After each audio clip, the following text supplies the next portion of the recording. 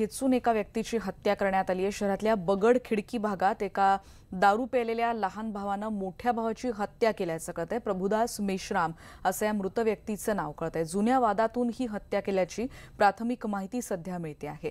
भास्कर मेश्राम हा जो आरोपी आहे त्याला आता अटक करण्यात आली आहे आणि नेमकं कारण काय याबद्दलचा तपास आता अधिक केला जातोय।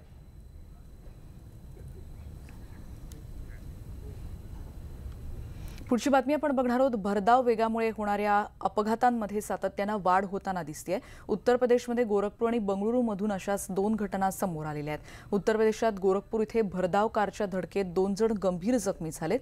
चालकाचा कारवरचा ताबा सुटला आणि त्यानं रस्त्यावर उभ्या असलेल्या 2 मोटरसायकल्सना धडक दिली।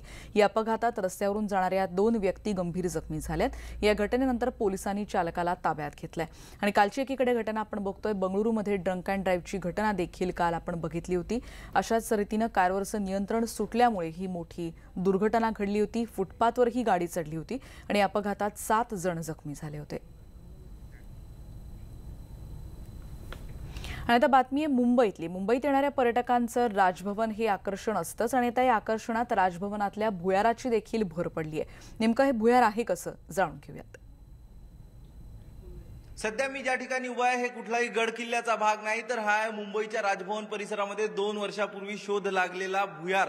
साधारण 50 मीटर लांबीचा हा भुयार आहे आणि या भुयाराचं जर आपण एकंदरीत भुयार बघितला तर हा 100 वर्षापूर्वीचा भुयार असल्याचं सांगण्यात येतं। पहिल्या महायुद्धाच्या पूर्वी जे गव्हर्नर मुंबई प्रांताचे होते, या गव्हर्नरच्या सुरक्षिततेसाठी आणि युद्धाच्या रणनीती आखण्यासाठी हा भुयार तयार करण्यात आला होता। 50 मीटर लांबीच्या या भुयारामध्ये अनेक खोल्या सुद्धा आहे। 2 वर्षापूर्वी याचा शोध लागल्यानंतर याचं रिनोव्हेशन करण्यात आलं आणि आता रामनाथ कोविंद देशाचे राष्ट्रपती यांच्या हस्ते हा भुयार सुरू करण्यात आला। नेमका हा भुयार कसा असणार आहे हे सगळी दृश्य आपण या स्पेशल रिपोर्टमधनं दाखवणार आहोत।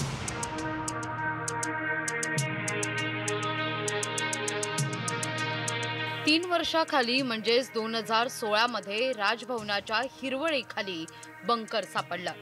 त्यानंतर तज्ञांची समिती नेमून बंकरचं स्ट्रक्चरल ऑडिट करण्यात आलं। त्यानंतर या बंकरमध्ये संग्रहालय तयार करण्यात आलंय। ये तो हेरिटेज स्ट्रक्चर है, इसमें सैंड फिल करके बंद नहीं कर सकते, कुछ तो भी करना चाहिए। इसलिए मेरे सेक्रेटरी के नेतृत्व में हमने कमेटी को डाले और कमेटी वाले हमको ये सजेशन दे, इतना स्पेस मिलना मुंबई में बहुत इम्पॉर्टेंट है, उसको कैसा यूटिलाइज करना, क्या करना, वो प्लान करते रहे। अभी तक हुआ, प्रेसिडेंट ने इनॉग्रेट किया। या भुयारामध्ये असलेल्या छोट्या मोठ्या खोल्यांमध्ये युद्धजन्य परिस्थितीच्या वेळी अन्नधान्य आणि शस्त्रास्त्र साठवली जात होते। त्यातलीच ही एक मोठी खोली आहे आणि याच खोलीमध्ये ज्यावेळी पहिलं महायुद्ध होतं त्यावेळी मोठ्या प्रमाणात शस्त्रास्त्रांची साठवणूक करण्यात आली होती आणि अन्नधान्यांचा पुरवठा सुद्धा करण्यात आला होता। पहिल्या महायुद्धाच्या पूर्वीपासून हा बंकर होता। त्याला 125 वर्ष झाली आहेत। गेली 60 वर्ष तो बंद होता। जमिनीपासून 20 फूट खाली आणि 15,000 स्क्वेअर फूट जागेवर हा बंकर संरक्षणासाठी तयार करण्यात आला होता। जमिनीच्या 20 फूट खाली असलेल्या या भुयारातनं युद्धजन्य परिस्थितीच्या वेळी जे शस्त्रास्त्र असतात ते शस्त्रास्त्र वर पुरवण्यासाठी प्राचीन ट्रॉलीजचा वापर करण्यात येत होता। आणि आपण बघतोय हेच या ठिकाणचं गन शेल आहे आणि या शेलच्या माध्यमातून या आकड्याला या ठिकाणच्या अँकरला गन अडकवले जायचे आणि ते वर ज्या ठिकाणी गव्हर्नरचं निवास असायचं त्या ठिकाणी पुरवला जायचा। बंकरमध्ये शेल स्टोअर, गन शेल, कारतूस भांडार, तोफखाना आहे। तोफा बंकरमध्ये आणण्याकरता विशिष्ट पद्धतीची उतरण तयार करण्यात आली आहे।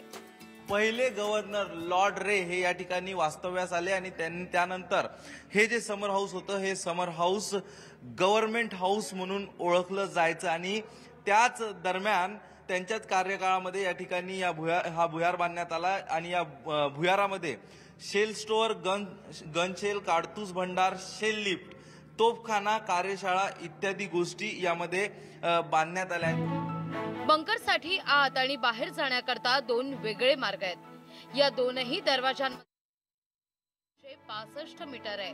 बाहेर जाणाऱ्या मार्गाला लोखंडी दरवाजा सुद्धा आहे। संपूर्ण जगभरातनं मुंबईमध्ये येणाऱ्या पर्यटकांसाठी हा ऐतिहासिक वास्तुकलेचा एक उत्तम नमुना ठरणार आहे आणि हा भुयाराला भेट देणं ही एक पर्वणी सुद्धा असणार आहे। व्हिडिओ जर्नलिस्ट प्रवीण शेट्टीसह अक्षय कुडकेलवार, न्यूज 18 लोकमत, मुंबई। आणि नंतर एक ब्रेक घेऊन आपण परत भेटणार आहोत। पहा फक्त न्यूज 18।